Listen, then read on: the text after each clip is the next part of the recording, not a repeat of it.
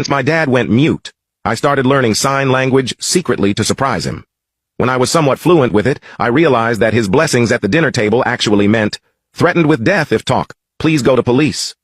I dropped my fork when I understood his words. My father paused, making eye contact with me. My mother and little brother didn't notice it. They proceeded to eat like usual. I hadn't told anyone that I was studying sign language. It was supposed to be a surprise. I only had a week of practice, though. Maybe it was a mistake on my part. Hell, maybe it was a mistake on his part. He had only been signing for 6 months after learning it in the mental hospital. Then again, his recent behavior started making sense to me. My father had never been very religious. After the incident, however, he started blessing our meal every time we were about to eat. Whatever he witnessed was so terrible and gruesome that it not only made him go mute, it turned him into a man of faith. At least, that's what I used to think. "You want me to go now?" I asked him. "What's that, dear?" said my mom. "Well, Dad just—" My father widened his eyes, subtly shaking his head. Nothing," I said, continuing to eat my meal. I had never seen my dad more desperate in my life. He was a private investigator up until his condition forced him to retire. Before that, he was a highly ranked detective in the police force. Nothing fazed him back then.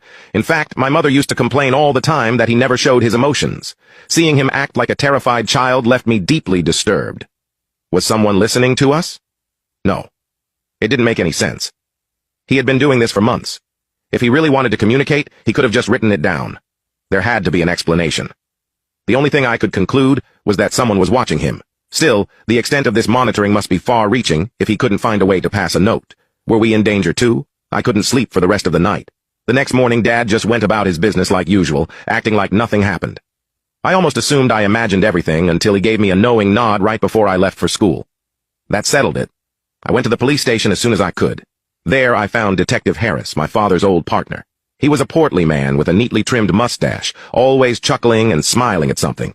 My dad trusted him with his life and always told me to run to Harris if I ever found myself in trouble. "Well, if it ain't Mike's kid," he said, "come on in." I entered the messy office and found no place to sit in. Everything was covered in paperwork. Detective Harris quickly cleared out a chair for me, saying, "Sit down, please. Anything I can help you with? Water? Coffee?" I shook my head. "I'm fine. I wanted to talk to you about my dad." "Of course, anything. How's he doing?" "He's fine, I think. I learned sign language to better understand him, but he's been saying some strange things, something about his life being threatened if he talks and to come here. Do you know anything about this?" Detective Harris grew serious.